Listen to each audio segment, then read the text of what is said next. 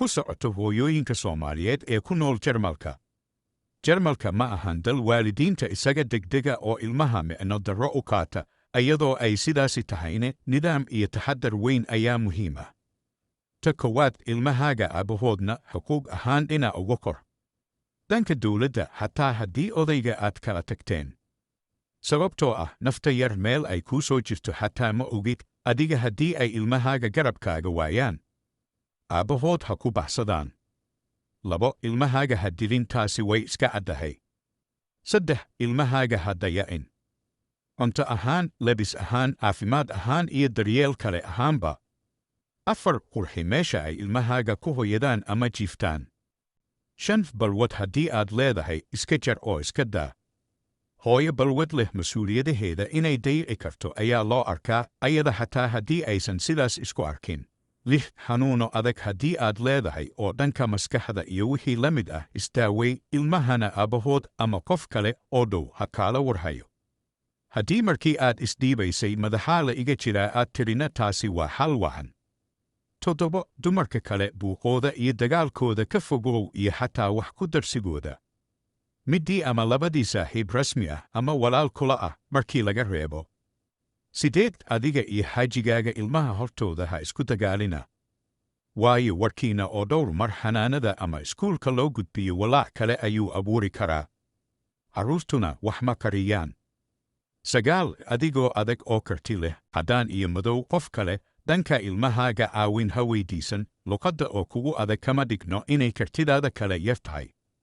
Dhankaasi meelaha ay islaamaha qaar oo ku caawiya kugu soo faragelin karaan weeyi. 10. Ninkaaga haddii uu balwad daran sida xashiish ama khamri iyo wixii la mid ah uu leeyahay, u sheeg inuu iska dhaafo. Taasi halis bay kugu tahay, ilmahaagana si gaar ah ugu tahay. Haddii uu diidana la tasho waalid iyo wixii la mid ah, biyo intaysan ku soo gaarin ayaa la iska moosaa. 11. Ninkaaga reera khamaar haddii uu yahay, nooca halmar biilka dhan ku soo khamaara iyo wixii la mid ah, ka reebo wixii ilmahaaga iyo guriga looga baahnaa, sidoo kalena ka waani arrinkaas, waayo sabab ay hadhow ay wax idinkaga xumaan karaan weeyi arrinkaas. 12. Haddii ilmaha aabahood uu kula joogo, ilmahana iskuul ama xanaano iyo wixii la mid ah ay dhigtaan, adiga keliya ilmaha ha geyn meeshaas, aabbahana hala arko oo kuwa iskuulka ama xanaanada ka shaqeeya ha arkaan in ilmahan labadooda waalid ay garab taagan yihiin, markhaati ayagaa idiin noqon doona. 13. Si walboo aad xaajigaaga isku maagtaan, ciyaar booliiska ayaan kugu wacayaa ha odhan amaba ha ugu wicin, adinkoo wax xallisan kara markaas. Ogow waalid isdacweeya mar walba, haddana isla jooga, oo aanan kala dhammaan in ilmaha ay halkaas ku dhiban yihiin ayaa la ogaan karayaa. 14. Lacala haddii ay dhacdo adigoonan ogayn in qolada carruurta iyo wixii la mid ah ay ku soo wacaan oo ay ku dhahaan dacwo ayaa nooga kaa timid inaan gurigaaga imaano oo aragno ayaan rabnaa, imaada dheh, ha cabsan, ishabey, dhanka nadaafadda guriga, talaagada buuxso, carruurta u labiso, oo tusi waxaa lagu dacweeyey inaysan waxba ka jirin. Waayo mararka qaar dad isna'ab baa isdacweeya, dawladdana ma caqlila kugumana degdegayso. 15. Ilmo sanadkii iskuulka gaaray oo iskuulka nacab haddii uu kuu joogo, ogow in arrinkaas lagu weydiinayo, laguna soo faragelin karo. Hal walba raadi aad carruurta iskuulka ku geyn karto, kuna jeclaysiin karto, haba ugu horrayso inay habeenkii xilli hore seexdaan, subaxiina xilli wacanka aan anugii aad ku kari weyso iskuul aadis. Haddii lagu soo farageliyo, way samaysaa dawladdan sidaas, kaasho ayaga, ilaalso carruurta ka yaryarna, si aanan loogu fahmin adiga inaad caqabadda tahay yaryarka kalena lagaaga faragelin. 16. Ilmaha marka ay yaryar yihiin ballamo dhakhtar oo badan bay yeeshaan, marnaba ha ka baajin ballamahaas. 17. Ilmaha roon ee markaasi soo qaangaari raba si wacan isha ugu haay oo la saaxiib, si weyna u ogow carruurta kale ay asxaabta la yihiin, xataa masaajidka iyo iskuulka. Haddii ay aadaan, ogow dadka kale ay xiriirka la leeyihiin, waayo waxaad markaasi ka hortegaysaa carruur xashiish la baro ama daroogo iibsi la baro iyo wixii la mid ah. Dibna intuusan dhicin ka hortagis iyo dadaal ayaa wacan, wixii qorana la seegi maayo.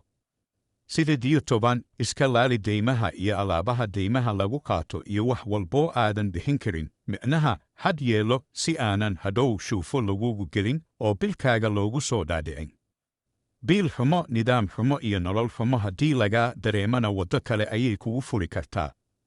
19 hooyo karti leh oo danaheeda raacato, reerkeeda, nolosheeda iyo nimcada ay ku jirtana ay u karsan tahay. oo TikTok iyo wixii la mid ah aanan keenin noqo, yaanan bannaanka laga daawan. Nidaam ahaan nimcada in la qarsado ayay ku wacan tahay. 2 warfad walba ha iska saxiixin ha iska dhihin wax aadan fahmin oo carruurtaada ku saabsan ha qaadan, hana saxiixin xataa oo ha oran. Qof kuu fasira raadso haddii aad wax garan weyso. 21 ugu dambayn waana tan ugu muhiimsan, luqadda dalkan iska dhis, waayo naftaada iyo ilmaha aad mas-uulka ka tahayba wax waad ku taraysaa, islaamka kalena waad ku anfici karaysaa. Talooyinkaasi waxay isugu jiraan kaar ay qasab tahay taxaddar ahaan iyo kaar gaashaan amal ah oo taxaddarka aad ku sii badsanaysid.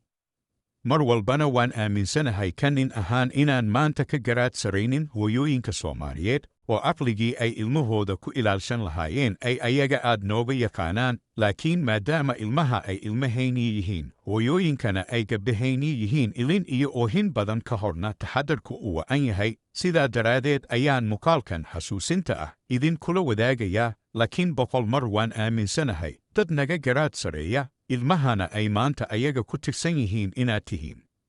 Haddii aad hooyooyinka Soomaaliyeed tihiin, noolaada laahayna ha idin xafido adinka iyo carruurta Soomaaliyeedba.